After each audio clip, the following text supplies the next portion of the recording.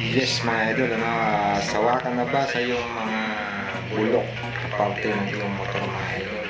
Paano ba natin makapalitan to na hindi natin nararamdaman ng kabigatan sa ating bulsa, mga idol? Please ko at up ka na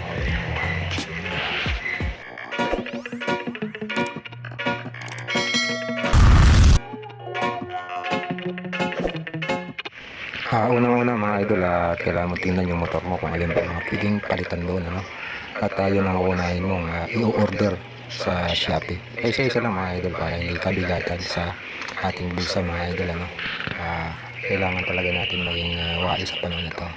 Hindi, ang pera kasi ay mahalaga sa panahon ito. Pera ng pera, no? Kailangan talaga natin, kumbaga, ipapasal na lang natin yung ating papalitan para hindi tayo mabibigatan. At siyempre, kapag na-order mo na yung mga pamalit mo doon sa mga inaakala mo hindi pwede ng palitan, mga idol, antayin mo naman pagka wala ka namang pasok o talagang wala ka nang papasokan, mga idol, saka mo siya doon itakabit, mga idol. At yan ang pinakamagandang diskarte, mga idol. At ikaw na rin dapat magkabit, mga idol, na matuto ka mismo sa iyong sariling motor, mga idol, na hindi ka umaasa at nagbabayad sa mga shop. Alam naman natin na bawat libo sa kanila mas mahal at ang mabigat pa rito, kahit napipili pa magamit ang ina-advise nila palitan. Kaya malaking gastos talaga, mga idol. Okay, mga idol, ayan lang muna ang i-share ko sa pag-iwais, mga idol.